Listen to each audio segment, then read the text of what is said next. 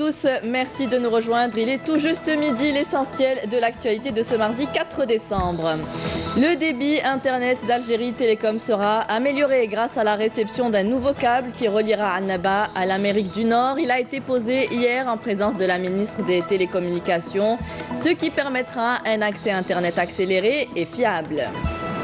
8 nouvelles stations mobiles de carburant ont été réceptionnées par Naftal à Blida, montées pour la première fois par l'entreprise nationale de charpente et de chaudronnerie de Blida. Et enfin, le Polisario et le Maroc réunis autour d'une même table demain à Genève sous les auspices de l'envoyé spécial de l'ONU au Sahara occidental. Objectif, évoquer les prochaines étapes du processus de règlement onusien et dresser un bilan des développements survenus depuis l'arrêt des pourparlers en 2012. Bienvenue à tous. Le président du Conseil de la Nation, Abdelkader Ben Salah, a signé ce matin le registre de condoléances à l'ambassade des États-Unis à Alger suite au décès de l'ancien président américain George Bush, survenu à l'âge de 94 ans. Les funérailles du 41e président des États-Unis auront lieu demain, mercredi, dans la cathédrale nationale à Washington.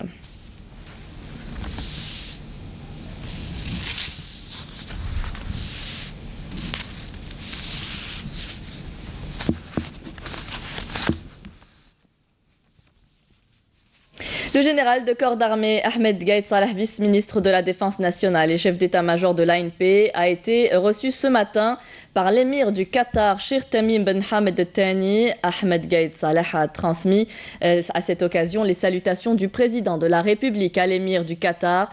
Le chef de l'État a également présenté ses vœux de développement au peuple qatari, rappelant l'excellence des relations existantes entre les deux pays. L'émir du Qatar a à son tour loué l'excellence des relations historiques qui lient le Qatar et l'Algérie. Le général de corps d'armée Ahmed Gaïd Salah, vice-ministre de la Défense nationale et chef d'état-major de l'ANP, est arrivé ce matin au Qatar à l'invitation du Dr Khaled Ben Mohamed El Atiyah, ministre d'État aux affaires de défense qatari. Il a été reçu à son arrivée par le chef d'état-major des forces armées qatari, Ghanem Ben Shahin El Ghanem. Cette visite sera une occasion pour étudier les voies et les moyens de coopération entre les deux armées.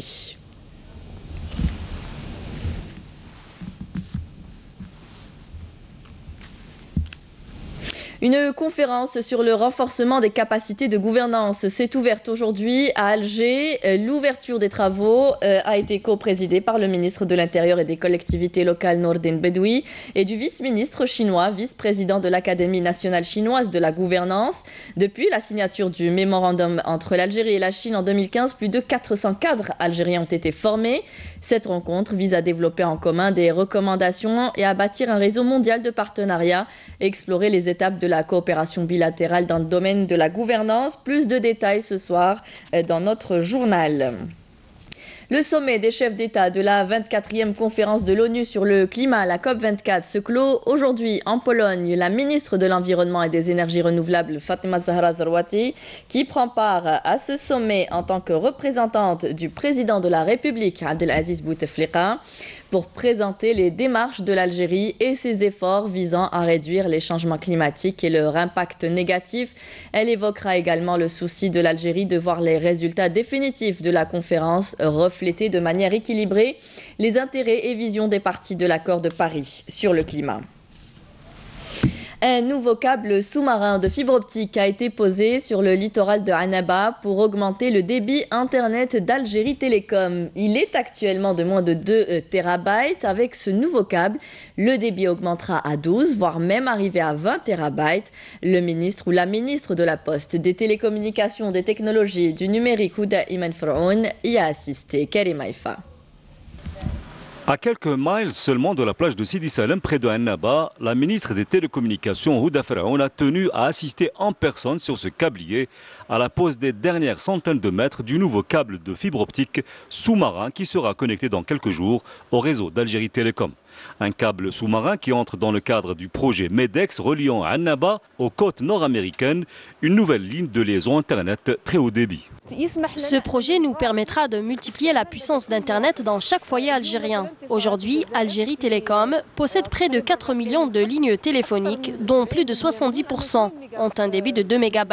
Si on veut basculer tous ces abonnés à 4 ou 8 MB, le câble sous-marin actuel ne suffira pas. Alors qu'avec ce nouveau câble, tous les abonnés peuvent accéder à 20 voire 100 MB chez eux sans aucun souci. Et maintenant, le fait que l'Algérie a accès au monde grâce à ce câble, cela démontre notre stratégie efficace pour assurer notre souveraineté en matière de télécommunications. Houda Feraoun s'est déplacé également sur le site de connexion du câble sous-marin avec cette station terminale gérée par Algérie Télécom près de Annaba, où tous les tests sont en cours avant la connexion prochaine de ce câble au réseau Internet national. La chose la plus importante dont a bénéficié le pays, c'est l'expérience dont jouissent maintenant nos ingénieurs. Par ailleurs, aujourd'hui, nous avons assuré la pérennité de nos câbles sous-marins avec un accès direct au réseau mondial. Sans oublier que maintenant, nous multiplions le débit Internet. Car si aujourd'hui nous avons un débit de moins de 2 TB, avec ce projet, nous allons vers 12 TB et même arriver à 20 TB grâce aux câbles sous-marins. Et je peux vous dire que dans 15 ou 20 ans, on sera connecté au monde entier grâce au très haut débit efficace et sûr.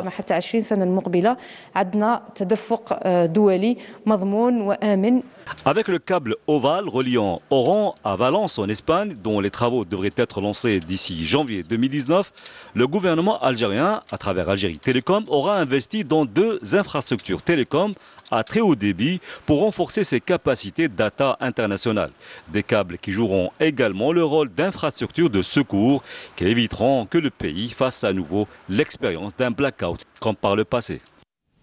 La facture d'importation des collections CKD destinées à l'industrie de montage des véhicules de tourisme s'est établie à 2,38 milliards de dollars sur les 10 premiers mois de 2018 contre 1,27 milliard de dollars sur la même période de 2017 selon le Centre national des transmissions et du système d'information des douanes. Ainsi, ces importations ont augmenté de 87,4%.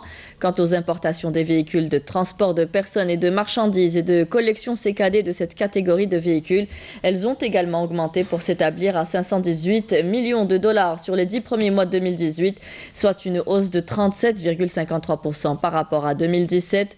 Ainsi, la facture globale d'importation des véhicules et des collections CKD destinées à l'industrie de montage de ces 2 types de véhicules et l'importation des véhicules de transport de personnes et de marchandises s'est chiffrée à près de 3 milliards de dollars sur les 10 premiers mois contre 1,65 milliard de dollars à la même période de 2017. Une cérémonie de remise de 8 nouvelles stations mobiles de distribution de carburant montées pour la première fois par l'entreprise nationale de charpente et de chaudronnerie de Blida a été organisée au niveau du siège de l'unité CR Métal Blida. D'une capacité unitaire de 40 000 m3 de carburant, elles n'ont rien à envier à celles importées en termes de qualité de réalisation. La production locale de ce type d'équipement permettra de réduire la facture d'importation. Menel Boutouaba. 8 nouvelles stations mobiles de distribution de carburant montées pour la première fois par l'entreprise nationale de charpente et de chaudronnerie, unité CR Métal de Blida, ont été réceptionnées hier par l'entreprise nationale de commercialisation et de distribution des produits pétroliers Naftal. 17 autres seront livrées vers la fin de l'année. Elles sont destinées aux régions du sud du pays. La même entreprise réalise actuellement 80 citernes pour le stockage du gaz GPL, toujours au profit de Naftal. Son directeur général a souligné à l'occasion l'importance de la production locale de ce type d'équipement dans la réduction de la facture d'importation.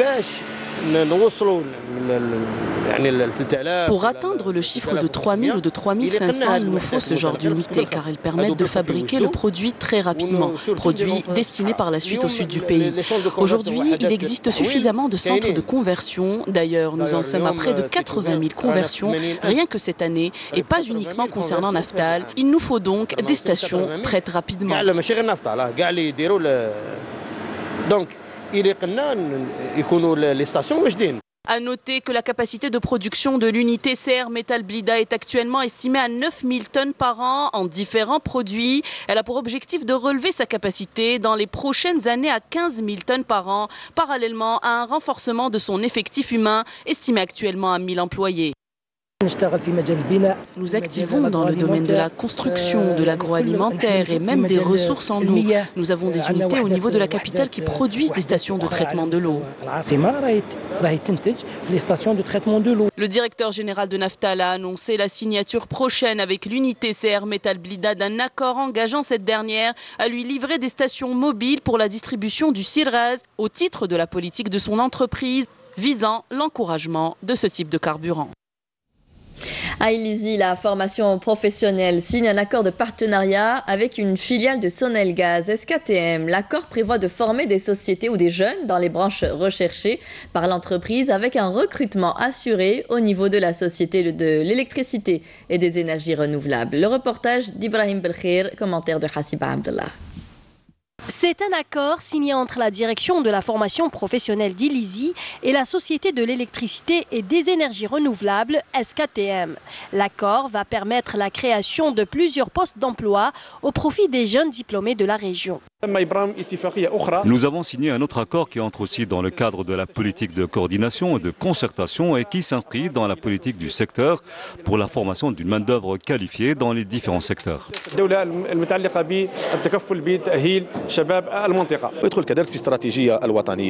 Cela fait partie de la politique du gouvernement pour créer des emplois dans le Grand Sud. Cela permettra à la société d'avoir une main-d'œuvre locale dans ces régions reculées et cela nous permettra aussi d'avoir un plan de développement pour répondre au marché local de l'emploi.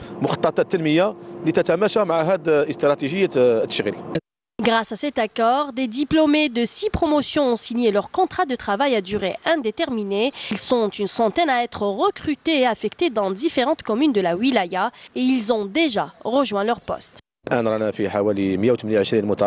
Nous avons environ 128 diplômés recrutés par la société SKTM. Ils ont rejoint les différentes infrastructures et stations dans le Grand Sud, à savoir des stations diesel et des stations qui fonctionnent avec des turbines à gaz. C'est ainsi que le secteur de la formation professionnelle veut contribuer à l'absorption du chômage, et ce, dans les différents secteurs et à travers tout le territoire national. Direction Bni Wertilen à Sétif, les habitants du village souffrent du manque d'infrastructures et en ce temps d'hiver, la localité n'est par ailleurs toujours pas raccordée en gaz de ville. Une véritable souffrance pour ces villageois qui peinent même à trouver une bonbonne de gaz. Camélia Melal. En hiver, obtenir une bonbonne de gaz relève carrément de l'exploit pour les habitants des localités non encore raccordées au réseau de gaz de ville. Mziyen, Bouroum et Tidali sont des villages de Bni Wertilen à Sétif qui souffrent encore du froid en hiver. Les habitants chauffent leur maison au gasoil et même au bois, une situation qui commence à peser lourd sur les habitants de ces villages. On souffre tellement dans ce village. Vous savez, quelquefois, nous trouvons encore du mal à s'approvisionner en bonbonnes de gaz. C'est vraiment terrible. Nous devons parcourir des kilomètres pour aller chercher du bois. C'est insuffisant, surtout en cette période d'hiver. Comme vous voyez, je tremble de froid. Je rassure les habitants que tous les villages sont inscrits dans le budget de la wilaya soutenu par l'OLI. Il y aura prochainement un budget supplémentaire pour réaliser d'autres projets de développement. Reste que les autorités locales doivent encore faire des efforts pour parachever les différents programmes et améliorer la qualité de vie des habitants. Nous n'avons pas de stade, pas même une maison de jeunes où ils peuvent se déstresser et passer du bon temps. On souffre de pénurie d'eau courante. Nous restons des fois une semaine sans eau en hiver. Le projet consiste à installer un réseau AEP de 73 km depuis le barrage de Tishihaf et installer des réservoirs souterrains. Le plus important est celui de Bni Wertilen, d'une capacité de 13 000 m3. Nous aurons ainsi complètement résolu le problème de pénurie d'eau après la réalisation de ce projet.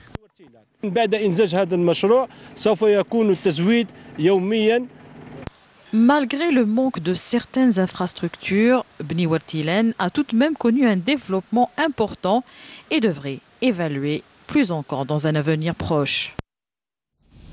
Dans le cadre de la lutte antiterroriste, des détachements combinés de l'armée nationale populaire ont arrêté hier à Médéa, Oran et Mila 5 éléments de soutien au groupe terroriste, tandis que d'autres détachements ont découvert et détruit lors d'opérations de fouilles et de ratissage menées à Tizi Ouzou et à Batna 12 casemates pour terroristes, contenant des vêtements, des effets de couchage, des produits pharmaceutiques et divers objets selon un communiqué du ministère de la Défense nationale. Dans le même contexte ou dans le cadre de la lutte contre la criminalité organisée et de la sécurisation des frontières, un détachement de l'ANP a saisi lors d'une patrouille de fouilles et de recherche menée à Borj Bedi Mourtar un pistolet mitrailleur de type Kalachnikov.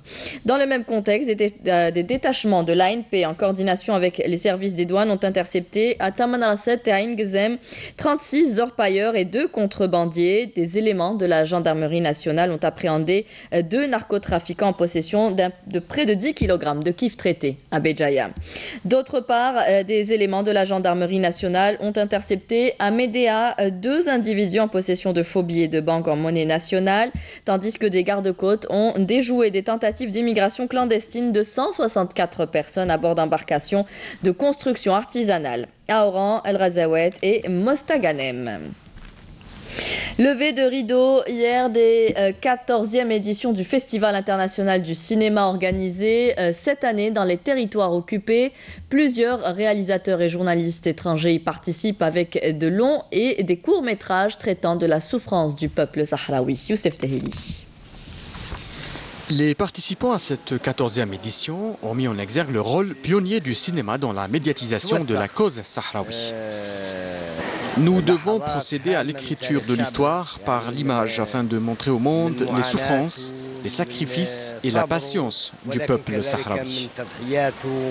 Cette 14e édition du Festival international du cinéma a connu une participation record de projections traitant de la souffrance du peuple sahraoui.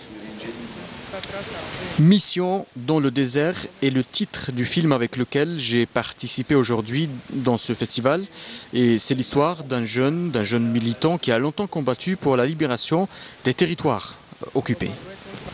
Nous sommes venus d'Espagne, ça va de notre rôle aujourd'hui de médiatiser la cause sahraoui.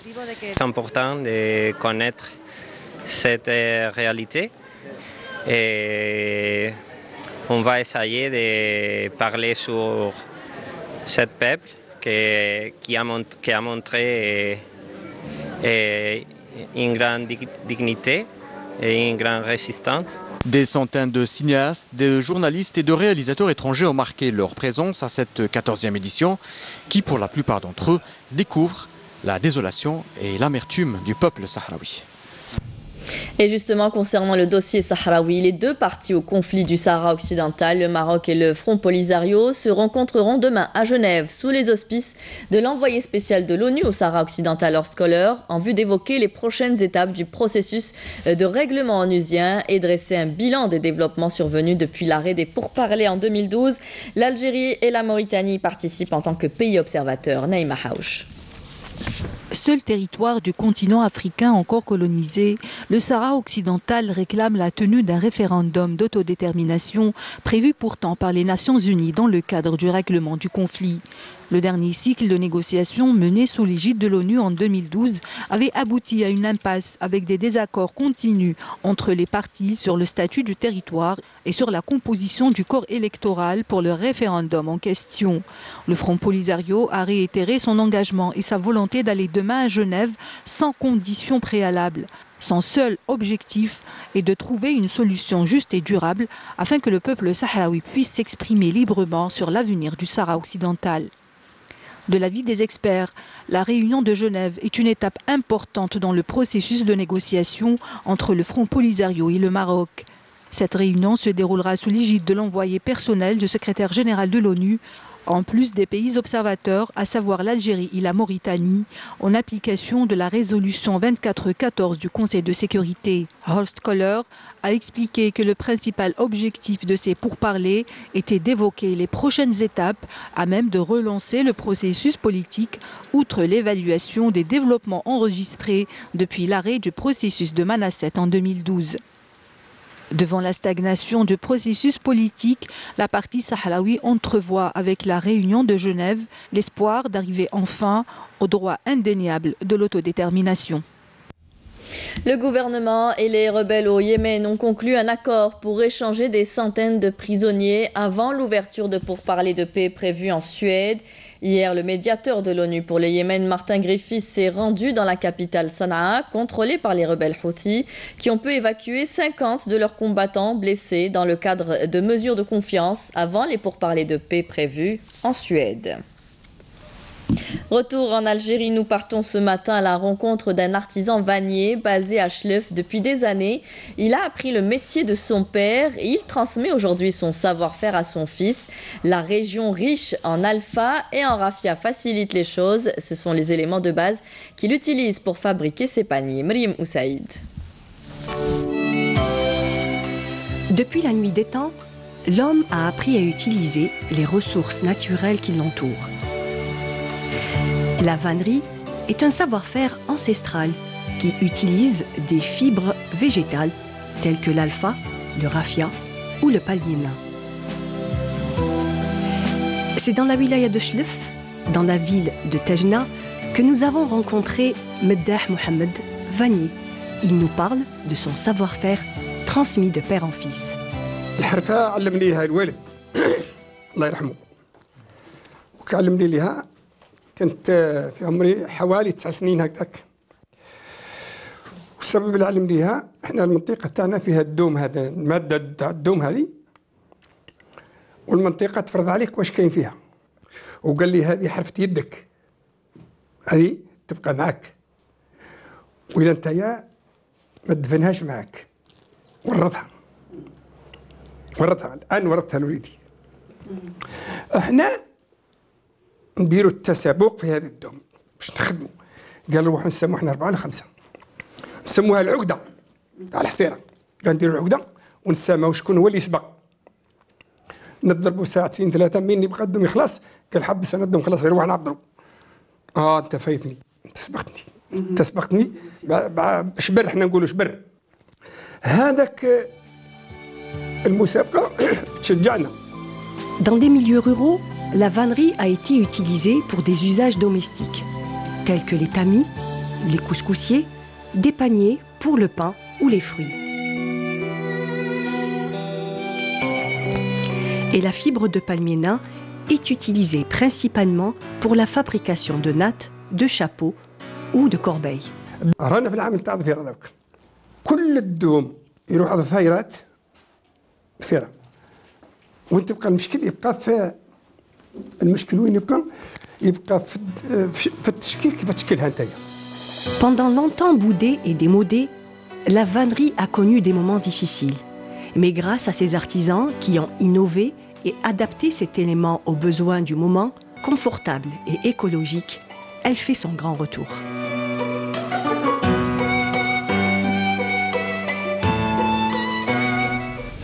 Du football, coupe arabe des clubs champions, 8e de finale, retour. Le SC Tif battu en match aller par les Saoudiens du Ahli, 0-1, tentera de renverser la vapeur ce mardi à Jeddah, 18h heure algérienne. Un match comptant pour les 8e de finale, retour de la coupe arabe des clubs champions de football. Les 4 représentants algériens dans les 2 compétitions africaines, interclub de football, le CS Constantine, la JS Sabra, l'USM Blabès et le Nehd UCND tenteront mardi et mercredi en déplacement de poinçonner leur billet pour les 16e de finale et éviter une sortie prématurée. Le Nehd du CND, vainqueur à Alger des Congolais et des Diables Noirs, 2-0, aura bien des atouts à faire valoir, notamment sur le plan défensif, pour réussir son retour sur la scène continentale et revenir avec le billet qualitatif. Le match retour est prévu aujourd'hui à Brazzaville. En coupe de la Confédération africaine, l'USM Blabès, large vainqueur à l'aller, 4-0. Des Libériens ne devraient pas rencontrer de difficultés pour passer ce tour préliminaire en dépit des problèmes internes vécus durant la semaine. Le match retour aura lieu demain le 5 décembre à Monrovia.